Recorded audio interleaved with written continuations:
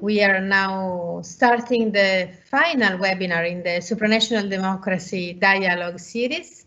So thank you, Oded, you have the floor. Thank you, Susanna, and hello everyone, wherever you are. I would say that it is time we started speaking about global democracy. Some would surely say, especially at times like this, that this is just a mad idea to think about establishing democracy at the global level when democracy itself is in existential crisis and when walls and fences around the world are only growing higher and longer. But the people who say this are wrong. Because while the crisis is indeed existential and real, it is not a crisis of democracy, but of national democracy. That we have left confined in narrow territorial borders, while our economy and technology and our ecological impacts have long moved up to an entirely different scale, the global scale.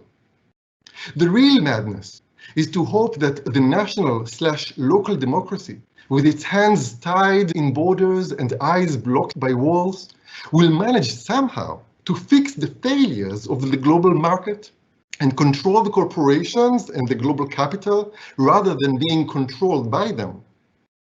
It is high time to speak about global democracy because the greatest problems facing us today at any level, not only that we cannot really solve them, but we cannot even perceive them properly from the narrow perspective of the local nation-state. Whether it is the threat of pandemics, or the widening of social and economic inequalities, the rule of the global capital on our politics, or the climate crisis, at the basis of our failure to cope with all of those problems stands the strict legal division of humanity and the earth to roughly 200 completely separate states. Now, it's important to draw here a clear distinction. The call for global democracy is not just another call for global solidarity, or generosity, or compassion. Well, these are necessary and vital, no doubt that they are. But by themselves, it's just too easy for the powerful to appropriate them and turn them into displays of voluntary and symbolic charity. As such, they are not a sufficient infrastructure for the just and good society that we so desperately need. Democracy, in the sense of the division of power between the demos and the kratos, the people and the government, is the necessary element without which all other efforts are stifled. Because even within the nation state, where the feelings of national fraternity and solidarity are relatively strong, it's clear that they are not enough to make a well-functioning society. It is clear to us that social justice cannot be left for the goodwill of the strong or for the management of the invisible hand, but that we need a framework of a state and democratic rule of law to prevent the strong from harming the weak and to protect the interests of all. And if that type of democratic state is vital even within the local nation state, so much more that it is vital and necessary also at the global level, where the population is many times larger and more diverse, and where the market forces play today with no one to balance their power. But one of the main obstacles for democracy and the rule of law at the global level is the illusion that we already have a certain degree of them in place. This illusion is created mainly by the United Nations and its organizations, the treaties of international law and the international non-governmental organizations.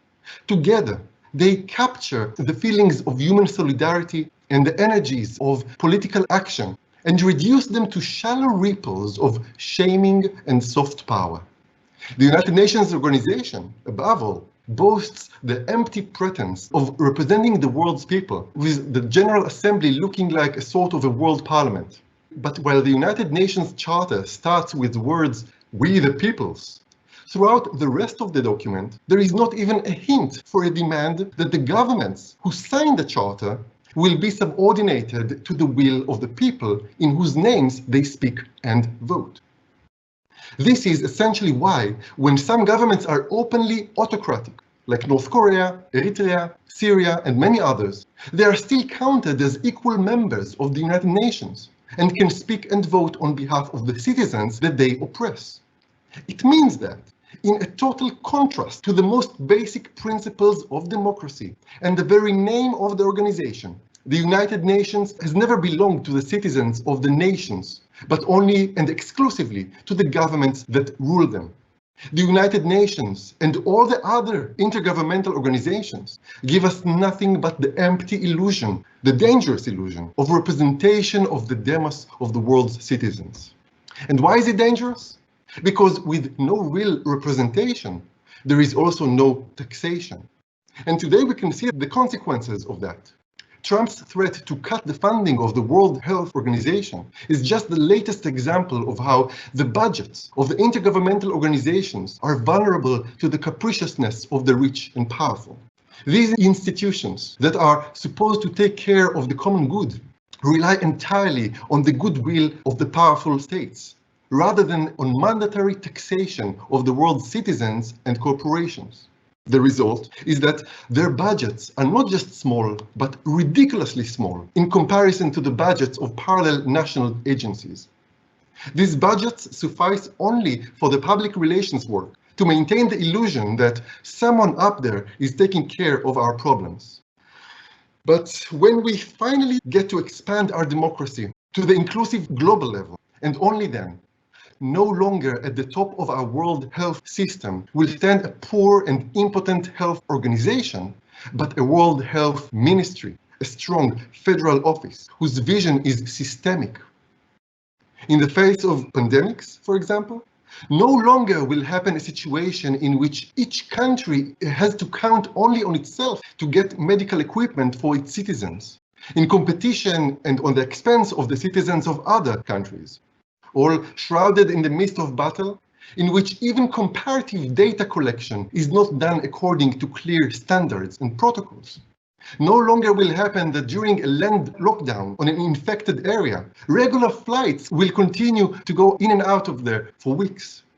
And most importantly, while national health budgets constantly groan under the weight of the international competition for tax cuts for the global rich and the global corporations, the funding base of the World Health Ministry will not be punctured with tax havens.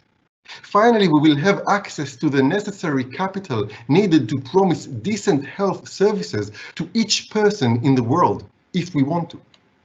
A taxation mechanism at the global level, anchored in democratic representation of all the Earth's citizens, is the simple and necessary key to solving countless other problems that under the current system are left unanswered. Environmentally, it will finally allow for taxation of carbon emissions that is necessary to spur quick transition to clean energies.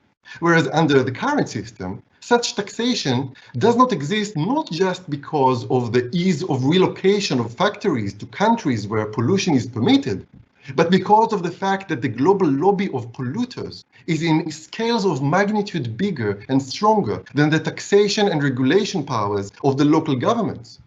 A democratic federal government at the global level will be at the right size to answer both of those problems.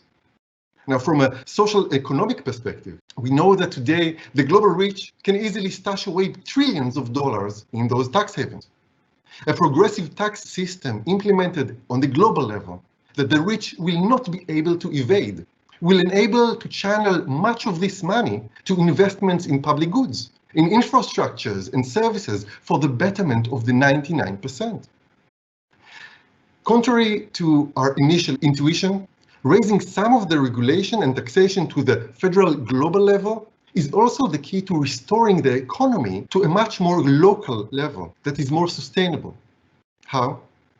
On the one hand, a global basic standard of workers' rights and environmental protection will cancel the huge incentive that exists today for setting up factories as polluting sweatshops in countries that lack today such defenses.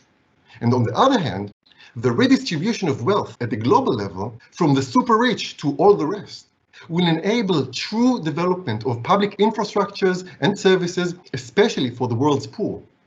And this is also the one real solution to the problem of global immigration and the fears of demographic threats that they raise. Instead of the wretched poor having to risk their lives trying to cross the walls of the rich countries in hope of making a living, global taxation and redistribution will provide the necessary budgets to finance decent salaries for workers all across the global south, where there is just so much work that needs to be done, right? To rebuild entire cities, to work in all the professions of health, construction, education, administration, public services, etc., etc. And if you like this idea, remember that the condition for taxation is representation. So in order to have global redistribution of wealth, we have to have global redistribution of political power through global democracy. It is true, of course, that this is a huge project with many challenges. But the first step is to put this concept on the table and give it the serious thought that it deserves. Thank you very much.